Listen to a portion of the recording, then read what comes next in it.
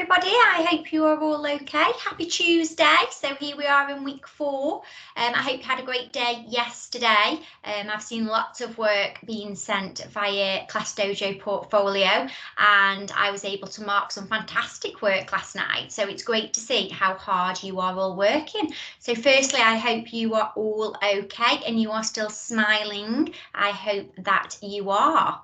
So this morning, for our assembly, and before we start our assembly, I'm just going to share something with you that you're going to be doing and have opportunity to do this week.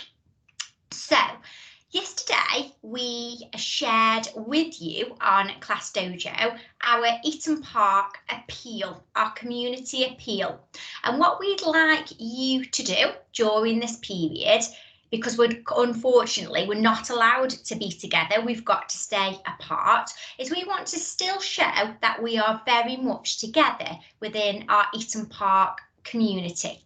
So what we're asking you to do is, in your window, we would like you to create or pop in a picture of a love heart. It can be as creative as you like. So you could do it on an A4 piece of paper. You could actually make a love heart. You could put love hearts directly and decorate the whole window. So whatever you like, be as creative as you can. We'd like you to create a love heart. And once you've done it, we would like you to pop it in your window so that our local community can see all of these fantastic love hearts and show that we are very much together during this difficult period. So even though that we can't see each other every day like we would normally do, we still want to show that Eaton Park togetherness. Okay, so this week on your timetable, and I think some of you have it on your timetables for today, you're going to have our Eaton Park heart community appeal, and you're going to create a lovely heart display to go in one of your windows at home. And then I wonder, when you have your active time, or you're going out maybe on a Friday afternoon, or you're driving, maybe going to the supermarket or going for a walk, how many of our hearts we can see in people's windows in the local community. Okay, so I hope you enjoy doing that, and we already can't wait to see lots of beautiful hearts around our local community. So this week's assembly theme, children, is all about this word. Okay, I wonder if you can say this word, trust, and it's a very, very important thing. Trust is something that we will all experience, okay? And what we're going to start having to think about is what this word means. Have a think at home. To trust somebody, what does that mean? Okay, I wonder if you can have a little think with the people at home or the people in the classroom with you. What does trust mean?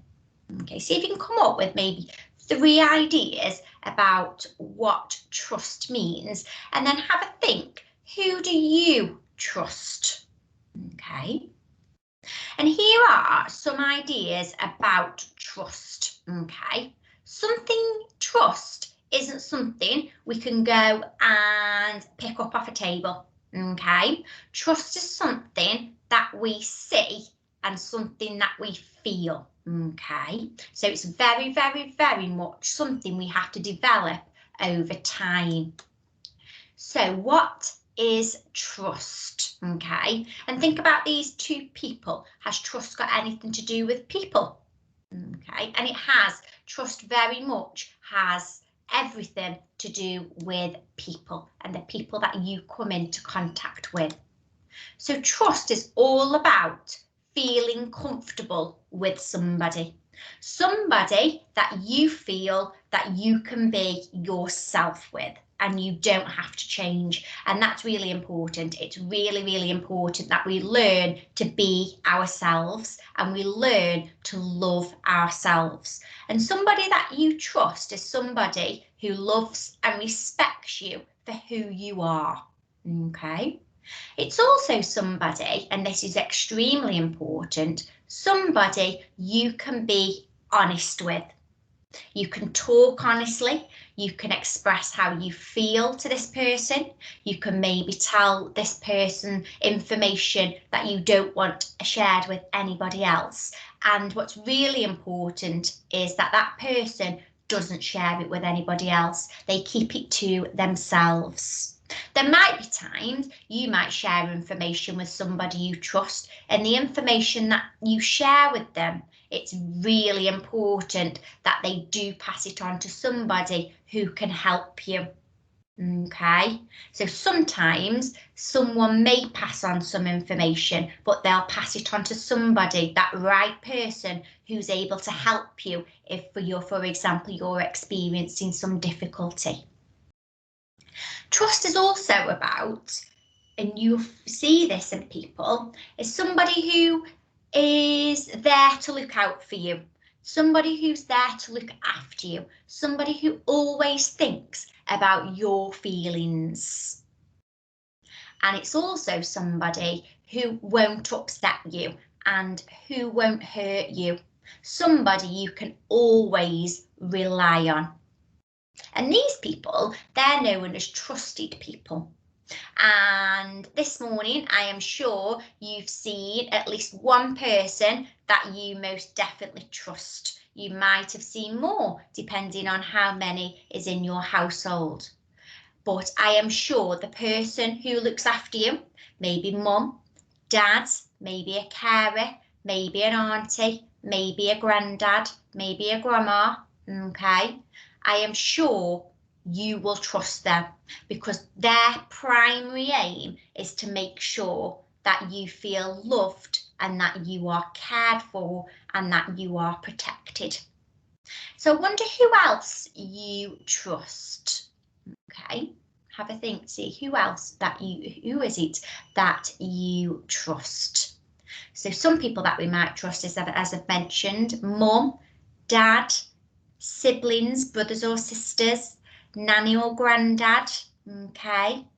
Might be a best friend. You may have a best friend already, and they might be somebody that you trust, somebody you know that you can talk to and they will listen to you, somebody that you can share information with and they're not going to go and tell lots of other people about what you've said.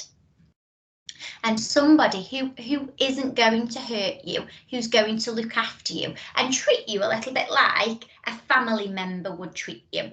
And another set of people who you can most definitely trust and who are always there to keep you safe and to protect you is the adults in your classroom. Okay, they are there. Their primary aim is to make sure that you are safe and you feel protected. Even before they start thinking about your learning and supporting you from that way, their primary aim is to make sure that you are safe and you are protected. And any adult at Eaton Park is there to keep you safe and is a trusted adult, somebody that you can talk to. And in school, you can talk to many different adults, but there might be a particular adult that you feel most comfortable with, and that's absolutely fine as well. But they are people, the people in school, the adults in school, they are most definitely trusted adults, and they are people that you can trust. You can trust them as much as you trust the people in your household who are most definitely there to look after you and to care for you. Okay. So what I'm going to do now is I'm just going to share with you a short story, The Tiger's Whisker. And I want you to have a think about trust. How is this short story thinking about and conveying the meaning of trust? So once upon a time, in a land far away, there lived a husband and wife who were very happy together. One day, the husband had to go off to sea because he had to go to war. He was away for many months. When he returned, his wife was so pleased to see him, she ran over and threw her arms around him. "I have missed you so much," she cried.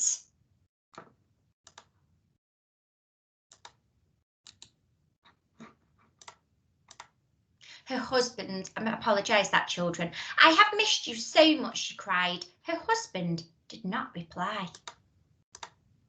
Have you missed me? The woman asked, shaking her husband by the shoulder as if to wake him up. Her husband still did not reply. He remained silent for the rest of the day, and then for 3 days after that. The wife was very worried and sought help from the wise woman of the village. The wise woman thought long and hard about the problem until at last she declared, I know what needs to be done. What? Cried the wife. I'll do anything. I just want my dear old husband back.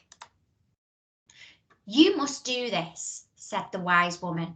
Go to the top of the highest mountain and bring me back a whisker from the tiger you will find living in the darkest cave. The wife began to shake. I can't possibly do that. I'll die, she stuttered. Where there's a will, there's a way, replied the wise woman, and you did say you'd do anything. All right, I'll do it, said the wife, resolving to put her fears behind her, and off she went. She began on a steady climb up the highest mountain and trudged along for 5 hours without barely a break. The midday sun beat down on her, but she still carried on. At last, she reached the entrance of the cave. She placed some meat that she'd brought with her in front of the cave entrance, then hid behind a rock and waited. Not long after, the tiger appeared from inside the cave, its whiskers twitching at the smell of the delicious treat that awaited him. He gobbled up the meat and returned to the cave for a nap. The woman repeated this every day for 3 days. On day 5, she peered out from behind the rock while the tiger was eating. The tiger lifted his head and stared at her straight in the eyes, then carried on eating. On day 6, the woman stood next to the rock as the tiger ate. Again, the tiger took no notice of her. On day 7, the woman stood in front of the rock while the tiger ate. He looked at her for a few seconds, then continued eating. On the 8th day, the woman waited near the cave entrance with the meat in her hand. The tiger followed the scent of the tasty snack and ate it straight from the woman's hand. As he was doing so, the woman quickly plucked a whisker from the tiger, who didn't notice a thing.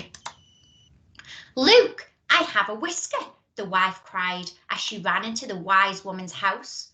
The wise woman said not a word, but snatched the whisker from the wife's hand and threw it on the fire. What have you done that for? I risked my life getting that. You promised you'd help my husband, the wife exclaimed. You don't need my help. You got a whisker from a live tiger.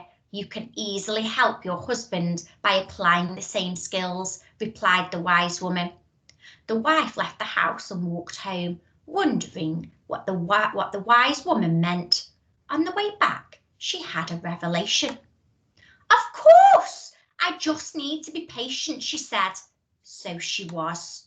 A few weeks later, her husband started talking again, and things went back to how they had been before he'd gone away. So let's have a think about, what does the tiger's whisker teach us? Think about trust and think about what it teaches us. And I know the first thing that it teaches me is that trust takes time. It's very, very important that we don't put our trust in somebody straight away, okay? Particularly somebody you don't really know. So it could be a friend, okay? Somebody that you meet.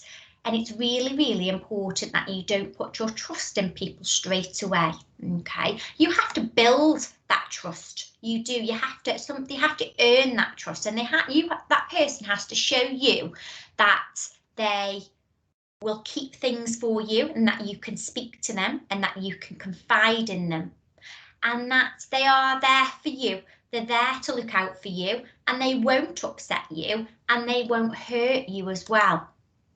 And it also does take time to build up trust. It takes a very, very strong relationship, okay, to build up trust. And what I'd like us to just think about now is, this is a very important quote, is trust takes years to build, seconds to break, and forever to repair. And I want you to have a think of that. Think about that and think about its meaning. Okay, and it's true that trust can be broken, okay, and it can take seconds. It might be that you have developed your trust in somebody, and then you talk to somebody and you share some information with somebody, and then that person goes and shares that personal information with other people. And once they've done that, they probably have broken that trust, because you don't want that information sharing, and you were speaking to somebody confidentially, somebody that you trust.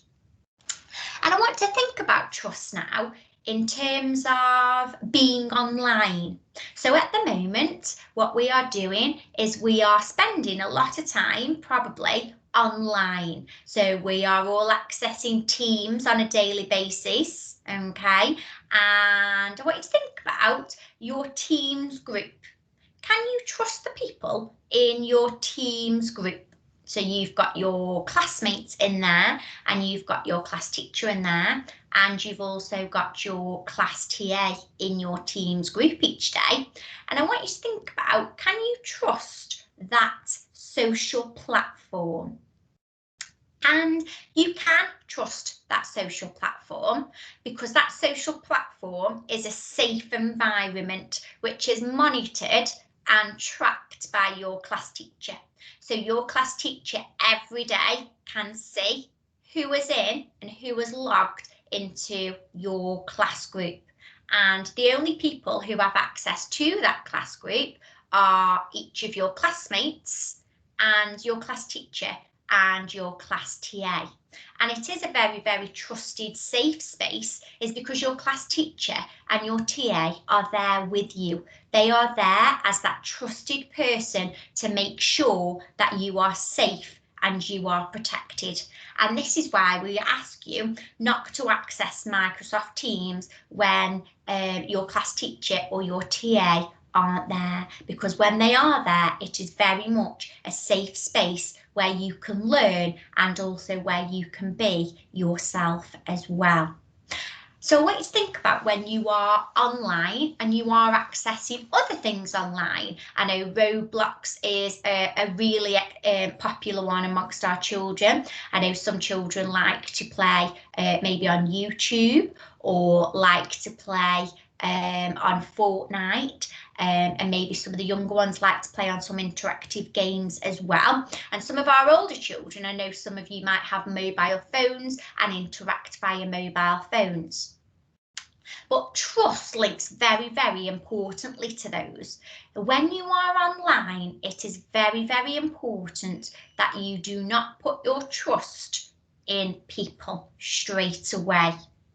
Okay, so it's very, very important, and we talk about this in school, that we do not share any personal information online. So that's things like our full name, the school that we attend, where you live, any family names, when you were born, okay, any mobile phones numbers, okay. It's really, really important that that personal information is kept to yourself. And it's also really important that you tell your trusted adults at home when you are accessing the internet and you are going on to online games, so that they know what you are doing and what you are accessing. And that's really important. It's important that you don't access things without that trusted adult in your home knowing what you are going on. And sometimes it may be that when you are on the internet, you come across something that makes you feel a little bit uneasy, or you come across something that you know isn't right, And I know you really impressed me with this when we talked about it in school, about what you should do. And sometimes, and unfortunately, we cannot trust everything that we come across on online games or when we are on the internet. So the thing you need to do straight away is to come off it and go to your trusted adult, that person or those people in your house who are there to keep you safe and are there to protect you. It's really important that you come straight off, you tell them what's happened so that they can deal with it. You close it down and come away. If somebody tries to contact you over the internet, we do not trust them. Okay, we have to make sure and think about who that person may be. It could be somebody, it could be one of your friends that you know from school, okay, or it may be a relative that you're talking to over the internet. But if you're going to talk to somebody over the internet, it's extremely important you have your trusted adult or somebody in your family with you, so that they can be there to protect you and make sure you are safe. It is important that you do not start to make conversations with people over the internet or trust them straight away, because unfortunately we don't always know who they are. Okay, so think very carefully about trust and think about who is it that you trust, okay, and why you trust those people. What makes them trustworthy? And there'll be lots of people during your life that you trust, and you will build really, really strong relationships with them. And it's a bit like the people in your family. There might be lots of people in your family that you trust because you have a strong bond with them. And that also links to our school family. Is everybody, all the adults in our school family, you can trust them as well, because they have a very, very strong bond. And our job at Eaton Park, before we do anything, is to make sure that you are safe and that you are cared for and that you are protected. And that's why every morning when we are online via Teams, your class teacher or your TA takes the register, because they're checking that you're there, you're all okay, and that you are safe. Okay, so I want to take away that little quote: trust takes years to build, seconds to break, and forever to repair. And have a think about that, and think about who you trust and why you trust them. But it's important to know that we cannot trust everybody. So what I want you to have a think, have a lovely day. I hope you have a lovely Tuesday. Enjoy creating your lovely love hearts, and hopefully we'll be able to see lots in the windows around our community. So I hope you have a lovely day, children, and look after yourselves and stay safe. And I look forward to seeing lots more of your work, and I will be back for our Thursday's assembly this week.